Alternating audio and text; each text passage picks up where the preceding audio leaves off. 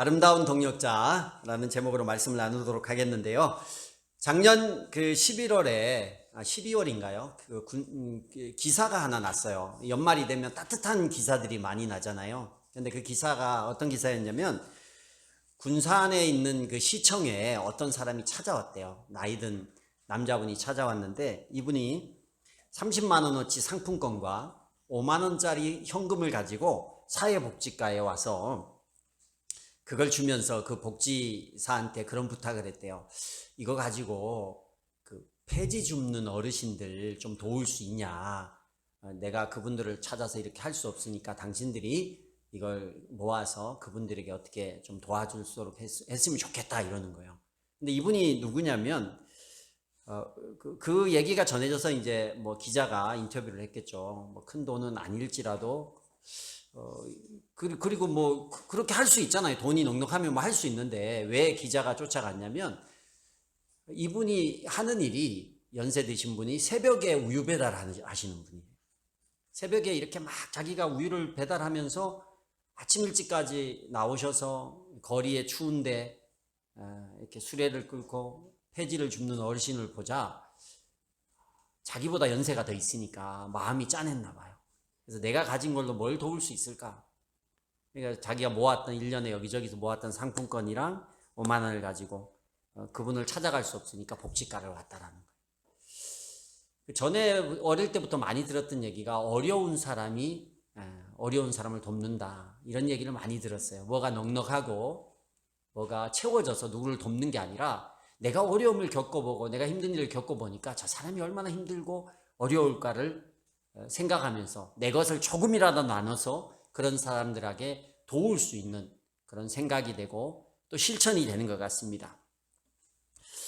우리 교회도 개척을 해서 올해가 10년 차를 갑니다. 올 연말이 되면 만 10년인데 우리 교회 역시도 어려웠을 때 많은 교회에 또 많은 사람들에게 도움을 받았어요. 그런데 제가 그 도움받은 리스트를 이렇게 쭉 1년에 한 번씩은 보는데 이렇게 보면 지금 봐도 뭔가 넉넉하고 부하고 넘쳐서 도우신 분들이 아니라 다 하나같이 믿음의 공동체, 같이 또 가족들, 믿음을 같이 나눴던 사람들, 넉넉하지 않지만 그들이 이렇게 십시일반 모아서 교회가 세워지도록 몇 년 동안 도와줬던 걸 보면서 새삼 설교를 준비해서 그런 생각들이 스치면서 참 감사하다 이런 생각을 했어요. 그런 동력자들이 있었기에 이런 은혜가 있었구나. 제가 지금도 개척하고 또 목사님들을 만나 뵈면 목사님들이 다 놀랍니다. 우리가 한 3년을 매월 300만 원 가까이를 후원을 받았어요. 그러니까 전혀 여러분 놀라질 않는데 매달 여러분 누군가가 300만 원의 금액을 한 사람이 아니라 여기저기에서 개미 군단 같이 모아서 교회를 세우는데 도움을 줬더라고요. 다 제가 보니까 그 중에 불신자는 예수 안 믿는 사람은 거의 없었던 것 같아요. 예수 안 믿는 사람이 뭐 도울 일은 없죠. 다 예수 믿는 저를 아는 믿음의 동력자들이 그렇게 도와준 거예요. 제가 기도했거든요. 하나님, 제가 개척을 할 때 기도로 후원하는 사람 몇 명, 물질로 후원하는 사람 몇 명 이런 걸 놓고 막 기도를 했어요. 누가 하겠어요? 믿음의 동력자들이 하지. 그래서 믿음의 동력자가 이렇게 감사하고 힘이 되는구나. 정말 하나님 앞에 감사했고 지금까지도 감사하고 있어요. 오늘 특별히 이 갈라디아서 6장의 본문은 믿음 안에서 함께 일하는 지체들을 향해서 바울이 권면하는 내용입니다. 믿음을 가진 공동체가 서로에게 어떤 자세로 서로를 대하고 살아야 되는지가 나온 본문이에요. 그래서 오늘 본문을 통해서 우리도 믿음의 지체들인데 우리가 서로를 어떻게 대하고 어떻게 내가 옆 사람에게 좋은 동력자가 될까? 우리 인사했듯이 내가 어떻게 좋은 동력자가 될까? 이것을 좀 생각해 볼 수 있는 시간이 되기를 소망합니다. 3가지 정도로 정리를 해봤는데요. 먼저는 서로 짐을 지라는 거예요. 우리 1절에서 5절까지가 그 내용인데 2절만 같이 한번 읽어보겠습니다. 6장 2절 시작. 여러분은 서로 남의 짐을 져 주십시오. 그렇게 하면 여러분이 그리스도의 법을 성취하실 것입니다. 우리가 다 하나님의 법이라는 것은 주님의 나라, 주님의 사역을 위해서 우리가 일을 하는 거잖아요. 그런데 그 일하는 이 첫 번째 서로 짐을 지라는 성도와 성도 사이의 이야기예요. 공동체는 성도와 성도, 성도와 목회자, 뭐 성도와 또 안 믿는 사람 이런 거 있잖아요. 그런데 성도와 성도 간에는 어떻게 해야 되냐? 서로 짐을 져줘야 하나님의 나라를 이룰 수 있다라는 거예요. 1절에 잠깐 그런 얘기를 합니다. 어떤 사람이 죄에 빠진 일이 드러나면, 근데 누구냐? 이 죄에 빠진 사람이 누구냐면 형제 자매 중에, 믿음의 형제 자매 중에 죄에 빠진 일이 드러나면, 여러분 옆에 계신 믿음의 지체가 되게 선하고 아름다워 보이지만 죄를 지을 수 있다라는 거예요, 없다라는 거예요? 죄를 지을 수 있다라는 거예요. 누구든지 잘못하고 누구든지 죄를 지을 수 있어요.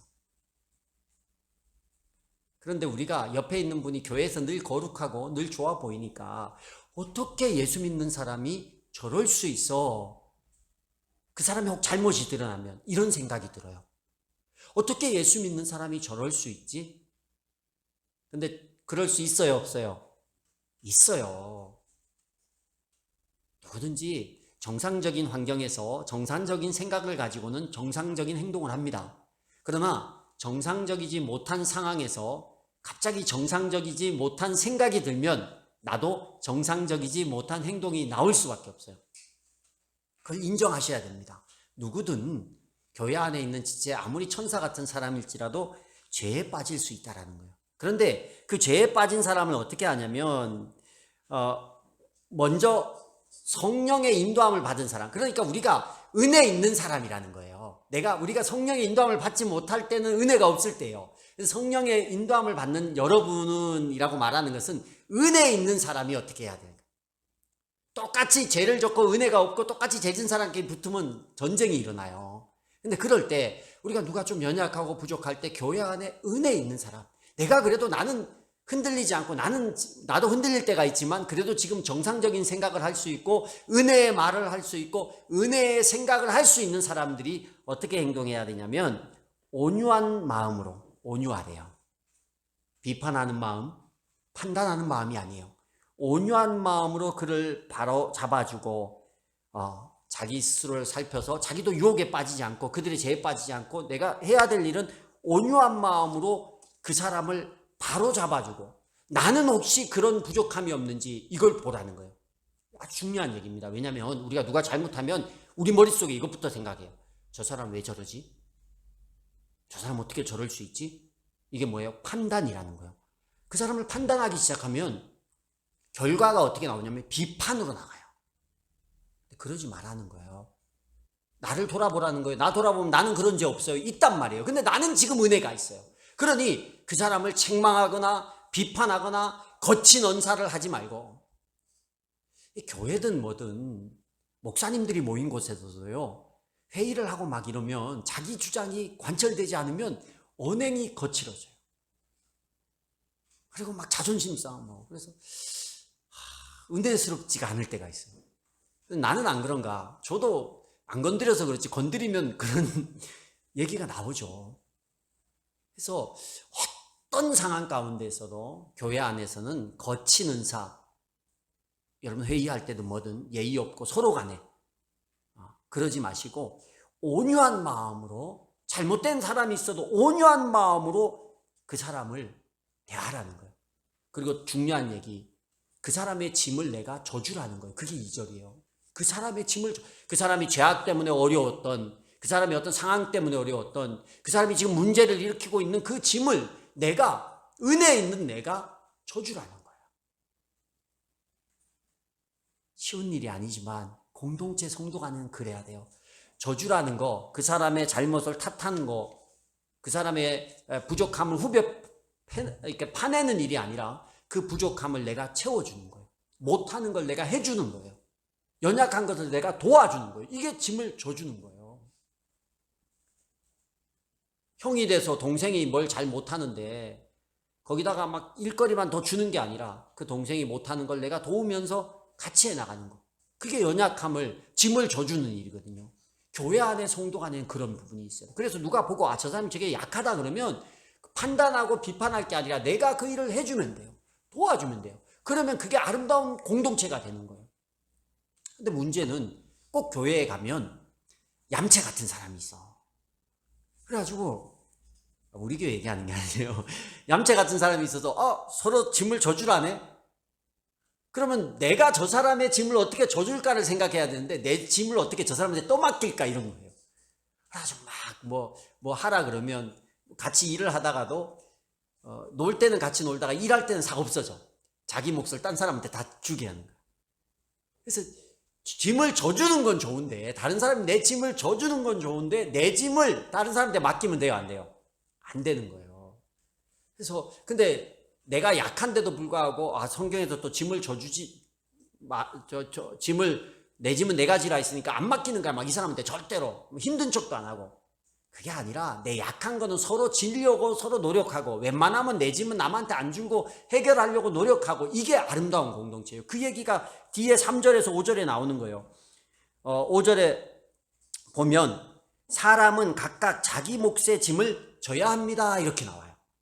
이게 무슨 얘기냐? 이게 상충되는 얘기가 아니라, 충돌하는 얘기가 아니라, 내가 저 사람의 연약함은 내가 어떻게든 도와주고 져주려고 그러고, 또 내가 가지고 있는 짐을 굳이 남한테 안 맡기고 어쨌든 내가 해결하려고 그러고, 이게 아름다운 공동체예요. 근데 반대로 되면 어떻게 돼요? 서로 남의 짐은 본 척도 안 하고 자기 짐은 어떻게 해요? 남한테 자꾸 지우려고 하고, 이런 교회는 분란이 일어나고 문제가 있고 어려워지는 교회예요. 그래서 여러분, 교회 공동체 이렇게 보시고 좀 연약한, 여러분 내가 저 사람을 위해서 뭘 해줄 수 있을까? 이거 생각하시고, 나는 어떻게 해요? 나는 내가 어려운 부분은 내가 최대한 열심히 내 몫을 해나, 교회 안에서 내 몫을 해나가는 거예요. 교회 공동체 안에서, 믿음의 지체 안에서 내가 해야 될 몫을 내가 잘 해나가는 거예요. 근데 내 몫을 내가 못, 예를 들어서 우리 시험 들지 않을 거니까 우리 박재복 집사님이 예배부장님이에요. 예배부장님으로 자기 몫을 잘하고 있으니까 제게 얘기를 하는 거예요. 교회 앞에 와서 해야 될 일을 다 해. 내 몫이니까 내 짐을 열심히 하려고 해. 근데 예를 들어서 실수해서 자기 일을 못하고 있어. 뭘 못하고 있을까요? 실수해서 뭘 하나 못하고 있다고 쳐요. 왔는데 이렇게 뭘 못하는 게 없어서 예를 들 수가 없네. 못하는 게 있어. 목이 아파서 이렇게 오늘은 싱어인데 이걸 못하고 있어. 그러면 그런 사람은 없겠지만 좀 아름답지 못한 동역자는 그런 생각을 합니다. 예배부장이 돼서 목 관리도 못하고 어제 노래방에 가서 밤새 놀았나. 저렇게 찬양 싱어도 해야 되고 목사님 옆에서 같이 예배하고 해야 되는데 왜 저렇게 관리도 못하지? 이거부터 생각나는 거예요. 이거부터 생각난다니까. 근데 오늘 딱 봤는데 우리 부장님이 싱어도 못하고 있고 이렇게 가만히 있어. 이유가 있을 거 아니에요. 막 쫓아와가지고 왜 이렇게 어디 불편하시냐고, 찬양을 못해주고, 내가 지금 목이 아파가지고 못하고. 그러면 제가 그래도 못하지만 하나님 찬양의 은사를 주셨는데 우리 부장님 대신 오늘 하루만 제가 싱어를 해도 괜찮냐고. 그러면 얼마나 좋아요. 하시라고. 이게 내 서로의 짐을 져주고 그 사람의 연약을 보완해주는 아름다운 공동체. 우리 스스로를 한번 돌아봤으면 좋겠어요. 내가 어떤 사람이 뭘 좀 부족함이 보이고 연약함이 보일 때, 저 사람은 왜 저래? 저 사람은 왜 저래? 이런 생각이 먼저 떠오르는지, 저 사람 저거 내가 어떻게 도와주지? 이런 생각이 먼저 떠오르는지 우리 스스로를 돌아보셔야 돼요. 근데 저는요, 성향상 일 중심의 사람이에요. 그럼 일 중심의 사람은 뭐가 떠오르겠어요? 저 사람은 왜 저래? 이게 먼저 떠오르는 거예요. 여러분 상상도 못하겠지만 머릿속에서 어제 도대체 뭘 했기에 목 관리를 못해서 찬양을 못하지, 이런 생각들이 먼저 떠올라요. 근데 그 성향상 어쩔 수 없어요. 그런데 그게 머릿속에 떠오르는 거는 괜찮아, 자기 성향이니까. 근데 그 입으로 나오는 게 그때부터 죄가 되는 거예요. 입으로 나와서 상대방의 마음에 상처를 주고 내가 어제 노래방을 갔는지 감기가 걸렸는지 걸리고 싶어서 걸렸는지 다른 이유 때문에 먼저 그 사람의 상황을 살피지 않고 일이 안 되는 것부터 이야기를 하고 말을 하게 되면요, 상대방이 상처를 받는 거예요. 그런 성향의 사람은 빨리 머릿속에서 한번 이거 거쳐야 돼요. 이 말씀으로. 그게 우리가 그리스도인으로 점점 성숙해 가는 거예요. 아, 이게 떠올랐는데 성경에 보니까 서로 짐을 져주래. 성경의 베드로전서 4장 8절에 무엇보다도 열심으로 서로 사랑할지니 사랑은 허다한 죄를 덮느니라. 이거 짐 져줘. 야, 성경의 핵심은 사랑이야. 그럼 내가 말을 어떻게 해야 되겠어? 저 사람의 도움을 주고 저 사람의 연약함을 도와주고 저 사람의 짐을 져줄 일이 뭘까? 이걸 생각하시고 그 말을 하고 그 행동을 하면 내가 성령의 사람으로 아름다운 동력자로 세워주는 거예요. 여러분, 난 짐지기 싫어요. 아유, 내가 왜 남의 짐까지 줘? 내 짐도 무거워 죽겠는데. 근데 예수님이 뭐라고 했어요? 마태복음 11장 28절에 이런 유명한 말씀을 하십니다. 수고하고 무거운 짐진 자들아, 다 내게로 오라. 내가 너희를 쉬게 하리라. 예수님이 우리 대신 져준 짐이 얼마나 많은지 아세요? 죄의 짐, 세상에서 가장 무거운 짐, 내려놓을 수 없는 짐, 해결할 수 없는 짐을 예수님은 우리를 대신해서 져주셨어요. 그리고 뭐라고 하세요? 수고하고 무거운 짐진 자들아, 다 내게로 와라. 내가 너희를 쉬게 하리라. 예수님이 우리에게 해주신 일이에요. 근데 우리가 그 예수님을 믿으면서 예수님을 본받고 예수님을 닮아간다고 하면서 내 짐도 남한테 또 맡기고 남의 짐은 아무 상관없으니까 쳐다보지도 않고 이러면 그 공동체는요, 아름다운 동력이 일어날 수가 없는 거예요. 여러분, 앞으로 우리 교회가 이제 코로나가 끝나고 하면 올해 이렇게 대내외적인 행사도 치러야 될 상황이 있습니다.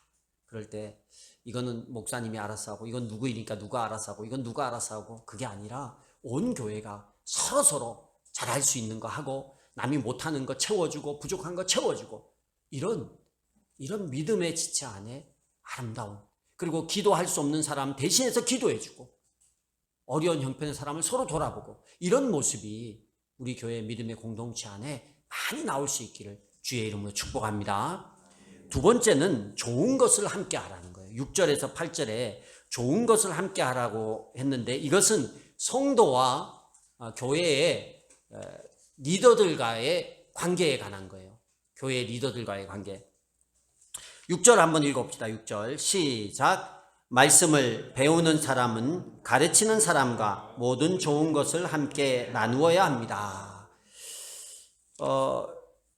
말씀을 가르치는 자, 배우는 자로 나눴는데, 교회 안에서 그래도 말씀을 가르치는 자는 교회 안에 리더, 목사님을 포함해서 목회자들, 우리 교회는 저 혼자밖에 없지만 여러 교육자들도 포함될 것이고, 또 각 목장의 우리 목자님들도 포함될 거예요. 그리고 교회 리더들이 있고, 또 지도를 받는 입장, 아직은 받는 입장에 있는, 그 위치는 나중에 또 바뀔 수도 있고 자기가 지도를 해주는 입장일 수도 있어요. 이게 영적 질서에 관한 겁니다. 그런데 뭐라고 하냐면, 이 리더와 성도와의 좋은 동력이 일어나려면 좋은 것을 함께 하라는 거예요. 다른 말로 하면 리더를 지원하고, 기도의 지원, 물질의 지원, 은사의 지원, 이런 지원을 통해서 내가 좋은 것, 내가 좋아하는 것들을 그들과 함께 좋아하고 나눌 수 있는 그런 헌신이 성도들에게 필요하다는 얘기예요. 근데 이게 바울이 얘기를 하면서 7절, 8절에 뭐라고 얘기를 하냐면 심은 대로 거둔다는 얘기를 7절에 해요. 여러분, 우리가 누구를 섬길 때 물질도 들어가고 시간도 들어가고 여러 가지가 들어가요. 아까울 수 있잖아요. 다른 데 쓸 수 있는데. 그런데 영적인 일, 성령이 원하시는 일, 8절에 보니까 자기 육체에다 심는 사람은 육체에서 썩을 것을 거두고 성령에다 심는 사람은 성령에게서 영생을 거둘 것입니다. 이 얘기예요. 성령이 원하시는 일, 하나님이 원하시는 일에 심는 사람은 뭘 거둬요? 영생을 거둘 것이라고 이야기를 하는 거예요. 그래서 이게 지금 바울이 교회 안에서, 교회 공동체 안에서 내가, 여러분, 물질이 하나 들어가는 거 얼마나 큰 헌신이 필요해요. 누구한테 밥을 한 끼 사주고 선물을 하나 주는 것도 내 물질이 들어가는 거예요. 근데 가만 생각해 보세요. 이 돈과 이 선물에 쓸 돈, 밥 먹을 때 쓸 돈을 생각을 해보면 나한테 쓰고 우리 가정에 쓰면 얼마나 큰 유익이 있고, 그런 거 11조도 마찬가지잖아요. 11조도 내 수입의 10%를 교회에 하나님 앞에 헌금하지 아니하고 우리 가정에서 쓰면 매월 10%나 되는 요즘에 10%의 어떤 이익을 얻기 위해서 뭐 투자를 하려면 뭐 해야 합니까? 없어요. 은행 이자도 1%도 안 되고. 그런데 얼마나 아깝고, 이거 나를 위해서 써야지, 이렇게 생각을 할 수 있어요. 그런 마음이 충분히 들 수 있습니다. 당연한 거예요. 그런데 그걸 7절에 바울이 얘기를 하는 거예요. 8절에 자기 육체에 심는 사람은 육체의 것을 거두고 성령에다 심는 사람은 성령에서 영생을 거둘 것이다. 그리고 7절에 심은 대로 거둘 것이다. 내가 육체에 심어서 육체의 것을 거두냐, 하나님이 원하시는 성령이 원하시는 것을 심어서 영적인 것을 거두느냐. 바울이 도전하는 겁니다. 그래서 공동체 안에서 주를 위해서 우리가 헌신하고 또 하나님이 세운 지도자를 위해서 좋은 것을 함께하는 마음을 가진 사람이 하나님께서 선대하시고 선한 것을 채운다라는 얘기를 해요. 저는 설교자가 아니면, 제가 목회자가 아니면 이 얘기를 정말 이렇게 잘 나눠주고 싶은데, 이렇게 설교가 저는 자꾸 막혀요. 이런 얘기하는 게 어려워요. 근데 저는 이제 그래요. 어떤 분이 저를 섬겨주면서 이런 얘기를 하더라고요. 이거 왜 자꾸 이렇게 하냐, 나 이렇게 괜찮다고 해도 우리 부모님이 늘 이렇게 해오셨다고, 목사님께 이렇게 해오셨다고, 그래서 저도 이렇게 한다고, 그런 얘기를 가끔 들어요. 그래서 부모님이 참 본을 보여서 이렇게 하는 모습을 통해서 이 자녀에게 참 은혜가 되고 축복이 되겠구나, 이런 생각을 해요. 저는 어디서 배웠냐면, 저는 부모님이 저 자랄 때 그렇게 나이가 좀 들어서, 우리가 나이가 들어서 예수님을 믿었어요. 근데 우리 부모님도 제가 아주 어렸을 때, 이제 고등학교 때 외지에 있었기 때문에 어떻게 신앙생활 한지를 옆에서 못 봤어요. 근데 나중에 방학 때 이렇게 집에 오면 서울에서 전도사님이 시골교회로 오시는 거예요. 풀타임 사역자가 없으니까 신학생이 와요. 뭐 지금 말로 하면 전도사님 공부하는 학생이 와요. 설교회 주로 그 시골까지 오세요. 그 오면 토요일날 오셔서 주일날 설교를 하고 서울로 다시 올라가요. 토요일날 오면 꼭 우리 집으로 모셔요. 모셔서 정말 그 없는 살림에 그날이 제일 좋은 날, 상다리 부러지게 밥을 차려서 식사를 대접하고, 그리고 그 다음날 아침까지 대접하고 점심까지 대접하고, 그리고 또 올라가죠. 교회에 무슨 담이 무너지거나 교회에 홍수가 나거나 막 이러면 아버님이 새벽같이 가셔서 다 고쳐놓으시고, 이런 걸 보고 봤어요. 어릴 때 보지는 못했지만 나이 들어서 제가 본 것 같아요. 그리고 이제 자라서 보면 부모님이 논이 좀 있었어요. 그래서 농사를 지어서 쌀을 이렇게 거두면 그 쌀 첫 번째 찌은 것 꼭 한 가마니를 본인이 섬기는 교회는 시골인데, 저희 누님과 저와 제 여동생이 섬기는 교회가 서울에 있었어요. 삼남매가, 막내는 이제 안동에 있었고 삼남매가 그 교회에 다녔는데, 그 교회의 목사님까지 챙겨요. 쌀 한 가마니를 꼭 지어서 이렇게 보내요, 목사님들이라고. 근데 제가 가만 보니까 부모님이 그렇게 하신 그 섬김을 통해서 우리도 알게 되고, 우리도 이제 제가 청년 때도 신앙생활 할 때도 세워진 목회자에게 잘하려고 노력을 했던 것 같아요. 그게 다 은혜고 축복으로 제게 온 것 같아요. 선하게 받으면 기도해 주게 돼 있더라고요. 그래서 그런 선한 은혜가 있는 것 같아요. 근데 여러분, 제가 이 얘기를 왜 하냐면, 제가 무슨 대우받고 대접받고자 하는 게 아니에요. 저는 얘기해요. 목자님한테 선물 안 해줄 거면 저한테 하지 말라고. 성도님들도 뭐 명절이라고 선물 갖고 왔는데 목자님한테 먼저 해야지. 근데 목사님과 이게 바울이 왜 좋은 것을 함께 하라고 하냐면, 좋은 것을 함께 지도자와 사이가 좋으면요, 그 사람 신앙이 살아요. 지도자와 관계가 불편하면 신앙이 어려워요. 여러분 공부할 때 어떤 과목 잘하셨어요? 학교 다닐 때? 저는 가정을 잘했어요. 가정은 안 배웠거든요. 근데 꼭 가정 시험을 보면 그 여학생에게 가정 시험지를 받아다가 시험 문제를 풀어봐요. 그럼 성적이 엄청 잘 나왔어요. 가정은. 저희 기술 배웠거든요. 왜 그러냐면 제가 가정 선생님을 좋아했어요. 선생님이 좋으니까 그 과목도 좋아 보이고 과목도 열심히 하게 되더라고요. 물론 반대로 과목이 너무 싫어서 선생님도 싫을 때가 있어요. 뭐 교회가 싫으면 목사가 싫듯이. 근데 여러분 교회에 오셨으면 말씀을 가르치는 자와 말씀을 배우는 자는 사이가 좋으셔야 돼요. 그래야 신앙이 잘 돼요. 그래서 좋은 것을 함께 나누라는 거예요. 어쨌든 여러분이 그런 부모님께 배운 분도 있고 또 여러분이 그런 게 없다면 여러분이 또 자녀에게 여러분의 모습을 통해서 자녀와 그런 걸 나눌 수 있으면 좋을 것 같아요. 저는 선배 목사님들, 은사님들 찾아뵐 때 우리 성제시원이를 늘 어릴 때 같이 갔어요. 얘네들이 꾀가 없을 때는 그냥 따라갔는데 꾀가 있을 때는 뭐 그렇진 않겠지만 가면 꼭 돈을 주세요. 그래서 가는 건 아니지만 그래도 그렇게 받으니까 기뻐하며 가더라고요. 기뻐하며 가고 또 같이 가면서 이 아이들도 부모님이 선물을 사서 이렇게 목사님을 섬기는 것을 보고 이 아이들도 이렇게 잘하면서 그랬으면 좋겠어요. 얘네들은 그 일타쌍피라는 얘기가 있잖아요. 목사님을 섬기면 부모도 공경해요. 얼마나 좋아. 딴 사람들은 부모님도 있고 목사님도 있는데 우리 성제시원이는 그래서 목사님 자녀가 이렇게 사이가 부모하고 좋으면 잘 되나 봐요. 왜냐하면 부모를 목사님을 섬기는 것 자체가 부모를 공경하는 거잖아. 한 번에 두 가지를 해결하니까 얼마나 좋겠어. 그지 시원아. 그래서 잘 섬기면 여러분 바울이 고린도전서 16장 10절 11절에 디모데를 고린도 교회로 보냅니다. 고린도전서 시간이 없으니까 제가 읽진 않겠지만 고린도전서 16장 10절 11절에 바울이 자기가 고린도 교회를 세워놓고 나오고 나서 거기 교육자가 없으니까 디모데 자기 아들 같은 그 목회자를 고린도 교회로 보내요. 파송을 해요. 그러면서 고린도 교인들에게 당부한 세 가지가 있어요.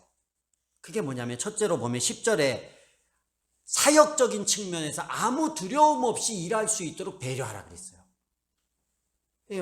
목회자가 주의 일을 할 때 여러분 교회가 힘이 되어주고 같이 사역을 할 수 있도록 배경을 깔아주라는 거예요. 두 번째는 뭐였냐면 11절에 업신여기지 말아요. 인간적인 측면에서 업신여기지 말라고 했어요.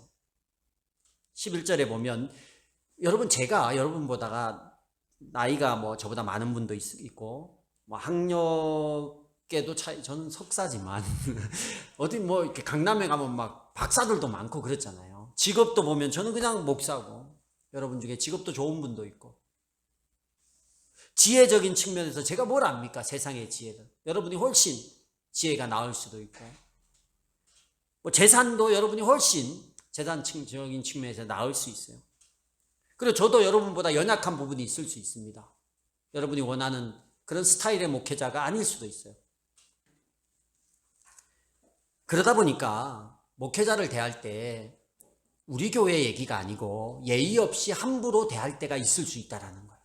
디모데는 어렸어요. 그 어린 디모데가 고린도 교회를 보내면서 바울이 그 고린도 교회 성도들이 얼마나 억셉니까? 얼마나 교만했어요. 그러니까 얘기를 하는 거예요. 업신여기지 말라고. 여러분 하나님의 사람은 업신여기는 게 아니에요. 그래서 우리 교회 혹 나중에 교회가 저한테는 안 그러시겠지만 교회가 커져서 전도사님을 모실 때가 있을 수 있을 겁니다. 아이들을 말씀으로 가르치는 전도사님이 그 사람이 나이가 어리고 철이 없어 보이고 아무리 부족해 보이더라도 업신여기시면 안 돼요. 예의 없이 하면 안 되고 막대하시면 안 돼요. 왜냐? 그 사람에게도 상처지만 하나님이 보고 있거든요. 그래서 부족하면 뭐예요? 짐을 져주고 어떻게든 세워주려고 하세요. 그 사람의 부족함은 누가 고치냐? 저도 그랬거든요. 저도 전도사 시절을 생각해 보면 내가 왜 그랬을까? 왜 그렇게 철이 없었을까? 뭐 세상 교만하고 목사님 설교들은 다 판단하고 얼마나 못된지 몰라요. 근데 그 사람의 그 부족함은요, 하나님이 두드려 패서라도 바꾸더라고. 어려움을 겪어서라도 하나님이 만들어가요, 사람으로. 근데 내가 그 사람을 업신여기면 그 업신여김에 대한 책임이 나에게 와요. 그 책임은 그 사람의 부족함은 하나님이 고쳐가는데 그 사람은 그 부족함 때문에 반드시 어려움을 겪어요. 문제를 겪는단 말이에요. 근데 내가 업신여긴 것 때문에 내가 겪지 않아도 될 고통을 나도 겪게 돼요.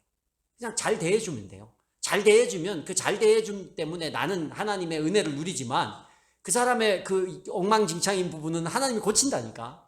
어디 딴 데를 가서라도 반드시 고쳐져서 세워요.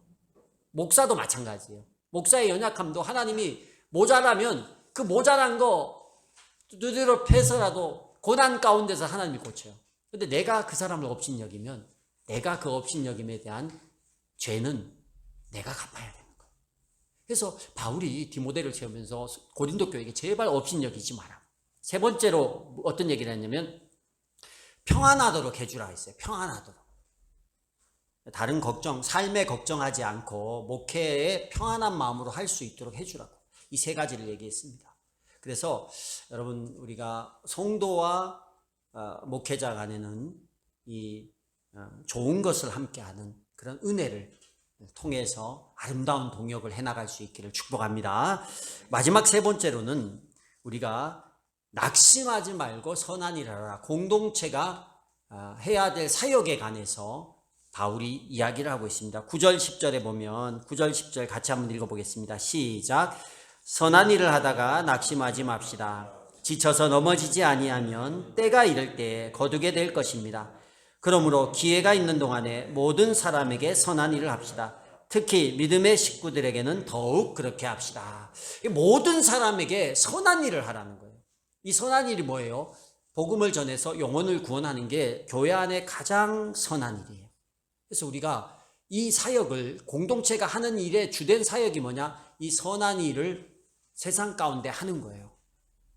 근데 낙심하지 말고 하라는 거예요. 일을 하다 보면 교회가 어떤 일을 선한 구제의 사역이 되었던 전도의 사역이 되었던 하나님이 보시기에 선한 일을 할 때 그 선한 일을 하는 것만큼 결과가 나오지 않으면 사람이 낙심을 하게 되는 거예요. 힘들어지는 거예요. 근데 낙심하지 말래요. 결과는 누가 주세요? 하나님이 주니까 낙심하지 마라는 말을 뒤집어서 말하면 서로 위로하고 격려하고 긍정의 말을 하라는 거예요. 교회 일을 했는데 안 될 수 있어요. VIP 전도했는데 안 될 수 있어요. 교회가 건축을 하다가 힘들어질 수도 있어요. 교회가 영혼 구원을 하다가 갑자기 재정적으로 어려움에 처할 수도 있어요. 그럴 때 누구 책임이니 네가 그랬니 왜 이러니가 아니라 서로 위로하고 격려하고 긍정의 말하라. 그 예전에 마리텔 TV가 있었어요. 거기에 제가 참 재밌는 장면, 아직도 그분 요즘 뭐 하나 모르겠어요. 차홍인가? 차홍 맞죠? 그 머리 만지는 분이 있어요. 차홍이라는 사람이 나왔는데 이 사람은 어떠한 사람, 어떠한 머리 상태를 봐도 늘 긍정적인 얘기를 하더라고요. 머리가 물미역 같아요. 물미역이 얼마나 건강에 좋은데요. 막 그러면서 그거하고 뭔 상관이야. 물미역하고 머리 건강하고. 그런데도 긍정의 말하고 기분 좋게 해주는 거예요. 손님이 머리가 제가 봐도 저거 아닌데 하는데 자꾸 말을 좋게 하니까 이게 세뇌가 되는 것 같아요. 그러면서 웃으면서 자신감 가지고. 머리 해놓으면 다 어색하잖아요. 근데 좋은 말 해주니까. 긍정의 말하고 위로의 말하고. 누가 막 열심히 섬겼는데 몇 년을 섬겼는데 VIP가 결국은 안 오고 떠나가. 근데 소용없어. 그래도 소용없어. 헛일 했네. 얼마나 힘 빠져요. 안 그래도 내가 그런 마음으로 힘든데. 근데 그거 괜찮아. 하나님이 그 노력과 그 수고를 잊지 않으셔. 하나님이 다른 편으로 채우실 거야. 낙심하지 말라는 거예요. 마음을 떨어뜨리는 말을 공동체 안에 하지 말고 선한 일, 그럼에도 불구하고 하나님이 원하시는 일을 계속 하라는 거예요. 믿음의 지체들 가운데 더욱 그리하라는 거예요. 동력자들 가운데 더욱 서로를 위해서 선한 일을 해나가라는 거예요. 우리 안에서 힘이 되고 우리 안에서 격려가 돼서 세상 밖의 영혼들에게 우리 동역하는 믿음의 공동체와 세상과의 관계에서 선한 일을 해나가면서 이 일을 계속하라. 그런 공동체, 그런 동력자가 모인 것을 하나님이 돕는 줄로 믿습니다. 제가 개척을 해서 10년이 됐으면 이제 뭐 개척교회 목사지만 우리가 이제 자립도 하고 열심히 다른 데를 돌아봐야 돼요. 그런데 지난주에 주중에 소고기가 한 박스 배달이 됐어요. 소고기 한 박스가 배달이 된 거예요. 아유, 소고기 수입산이긴 하지만 소고기가 뭐 종류별로 배달이 됐더라고요. 그래서 이게 사실은 그 배달하신 분이 누구냐면 개척교회 목사님이에요. 근데 그분도 개척을 해서 이제 교회도 건축을 하시고 개척한 지 한 15년 이렇게 되신 개척 출신 목사님인데, 이분이 해마다 화장품, 사모님을 위해서 화장품을 한 세트 이렇게 보내고 그것만 왔었는데 올해는 소고기 한 박스도 온 거예요. 근데 왜 이렇게 하냐 하니까 이분 교회가 뭘 하냐면 자기가 개척을 해서 지내오면서 너무 힘들게 살다 보니까 자기가 이제 조금 여유가 되면 이런 일을 해야겠다 해서 1년에 3가지 일을 한대요. 하나는 뭐냐면 개척교회 목회자 냉장고 채워주기가 있대요. 냉장고 뭐 야채감부터 냉동실까지를 하나를 다 채워주는 거예요. 그거는 연락이 안 왔더라고. 근데 어쨌든 냉장고 채우기 하나. 두 번째는 사모님 화장품 나누기. 세 번째는 목회자 자녀들 고기 실컷 먹여주기. 그래서 이제 고기를 실컷 먹여주겠다고 그 소고기가 온 거예요. 그래서 제가 전화를 했죠. 감사하다고. 그런데 우리보다 더 어려운 데를 좀 도와줬으면 좋겠다고. 우리는 그래도 고기 먹고 싶으면 고기 사 먹을 수 있고 냉장고도 너무 차도 좀 비워야 되고 사모님 화장품 내가 쓴다고. 그러니까 이렇게 좀 한 대 도와주셔도 괜찮다고. 그러면서 제 마음에 이런 마음이 들더라고요. 딴 데는 도와주라 하면서 너는 고기 사 먹고 싶을 때 있어. 그래서 사 먹고 화장품도 있고 냉장고도 차 있는데 왜 너는 이렇게 못 도와주냐, 이런 마음을 주는 거예요. 그래서 제가 그랬어요. 제가 많이는 못해도 내년에 혹시 이런 거 할 때 연락을 주시면 내가 좀 이렇게 다른 교회를 위해서 도울 수 있도록 하겠다고. 그러니까 감사하다고. 이제 많이는 아니더라도 조금씩 도와달라고. 알아봤더니만 그 목사님 교회에서 하는, 교회 성도들이 같이 힘을 써서 하기도 하지만 이런 선한 것을 막 알렸더니만 다른데 많은 분들이 저처럼 이렇게 마음에 감동을 받은 사람들이 많이 도와줘서 그걸 모으는 거예요. 그리고 화장품도 되게 좋은 거더라고. 되게 무슨 거예요. 근데 그걸 화장품 하시는 분이 그걸 저렴하게 또 원가에 떼주고, 고기 하시는 분이 또 그러면 우리가 고기를 제공해 주겠다고. 이렇게 서로 도와서 다른 자기 어려웠을 때 하는 사람을 이렇게 도와주는 거예요. 너무 멋지더라고. 그게 우리에게 믿음의 지체에게는 더욱 선한 일을 하라고 이렇게 얘기했잖아요. 그런 것 같아요. 얼마나 아름다워요. 여러분, 우리도 좀 그래 볼 수 있었으면 좋겠어요.